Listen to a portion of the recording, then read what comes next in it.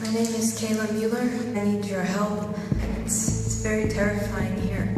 That's American Kayla Mueller in 2013, held hostage by ISIS and brutalized by its leader. Al-Baghdadi and his organization captured our daughter, held her for 18 months. They tortured her. She was held in solitary confinement. She was raped by Al-Baghdadi. We know that to be a fact. She was murdered by him or someone in his organization. Also among his victims, 3 other Americans captured in Syria: aid worker Peter Kasich and journalists James Foley and Stephen Sotloff.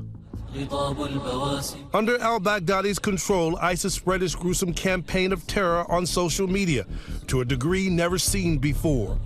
Barbaric beheadings, hostages burnt alive. But now a moment of justice after a U.S. military operation killed Kayla's captor, the man who for many the world over was the face of evil, Abu Bakr al-Baghdadi. On Saturday, President Trump with Vice President Pence gathered in the Situation Room with military brass, all watching a live step-by-step feed of the top-secret mission. We had absolutely perfect, as though you were watching a movie. 8 Chinook helicopters took off from Kurdish territory in Iraq, flying low and taking on gunfire before landing in northern Syria. Just after 5 p.m., 100 U.S. Delta Force soldiers arrived at al-Baghdadi's compound, where they blasted through a wall in case the front door was booby-trapped. Al-Baghdadi fled into an underground tunnel with 3 of his children. A military canine and soldiers followed in hot pursuit. He died after running into a dead-end tunnel, whimpering and crying and screaming all the way. He died like a dog. He died like a coward. But before the special operations team could get to him, al-Baghdadi detonated a suicide vest. The 3 children killed alongside him. His body was mutilated by the blast. The tunnel had caved in on it in addition, but test results gave totally positive identification. Delta Force operators were on the ground for roughly 2 hours in a firefight with Baghdadi's men.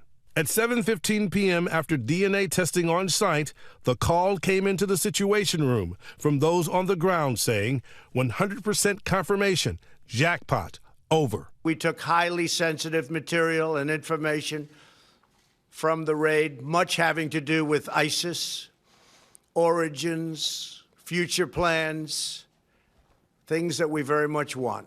Today, the president tweeting a photo of that heroic dog. I'm joined now in studio by Defense Secretary Mark Esper. Great to have you here this morning. We have a lot to talk about. My colleague Martha Raddatz was reporting key details this weekend as the story broke.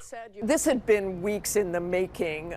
Some time ago, they had gotten a tip after the arrest of one of Baghdadi's wives and a courier about where Baghdadi might be. And then spoke to Defense Secretary Mark Esper about it Sunday. Certainly, the U.S. has been looking for him for years. What was the break here? Good, very good intelligence work. They began tracking it for weeks and weeks. Of course, in the middle of this, we have U.S. troops withdrawing, which a senior official told me made them have to do it now as soon as possible before our troops got out of there. The world learned the name al-Baghdadi in 2014 when he announced himself as the leader of the Islamic State, proclaiming his caliphate. What al-Baghdadi was really known for was taking a terror group and actually gaining control of territory in Iraq and Syria and governing that territory, establishing what he called as a caliphate. ISIS has inspired or claimed responsibility for horrific acts of terrorism here in America and around the world. There was a Bataclan concert hall and nearby cafes in Paris in 2015, where 130 innocent people were slaughtered.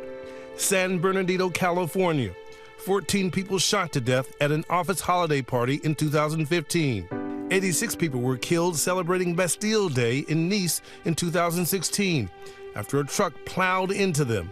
And in one of the world's deadliest terror attacks since 9/11, 8 bombs killed 253 people on Easter Sunday in Sri Lanka earlier this year.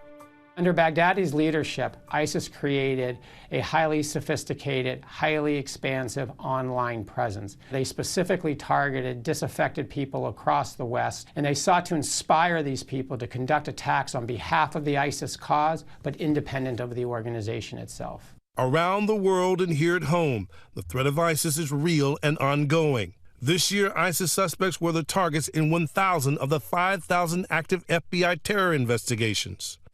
It is very easy to get drawn into continued conflict if our objectives are not clear. Meanwhile, officials saying U.S. forces will continue their counterterrorism mission in Syria.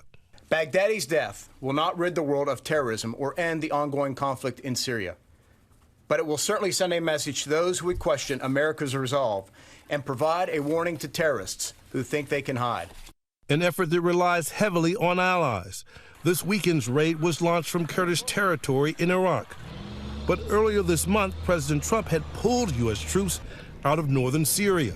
As the U.S. reduces the number of military and intelligence resources in the region, counterterrorism officials have to be concerned that that will greatly diminish our ability to collect intelligence. The administration's decision drew criticism from Republican and Democratic lawmakers alike, who said America was abandoning its Kurdish allies, one of the most reliable partners in the war against ISIS. It's always a good day when a terrorist leader like al-Baghdadi dies, but history tells us a new leader will emerge, the group will reorganize itself, and the key question here is, will the U.S. be in a position to address the next leader? Families of Americans killed by ISIS say they are thankful that al-Baghdadi is gone.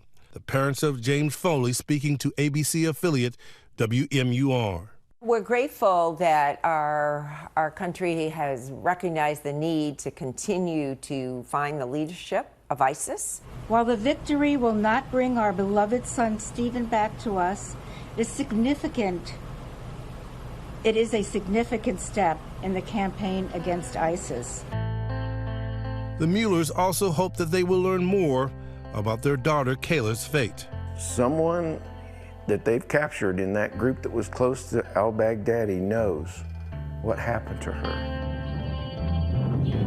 All along, my only real goal is to bring Kayla home, back to Arizona, where she grew up and was born.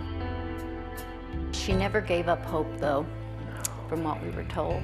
She never gave up hope on us getting her home. For Nightline, I'm Pierre Thomas in Washington, D.C. Hi everyone, George Stephanopoulos here. Thanks for checking out the ABC News YouTube channel. If you'd like to get more videos, show highlights, and watch live event coverage, click on the right over here to subscribe to our channel, and don't forget to download the ABC News app for breaking news alerts. Thanks for watching.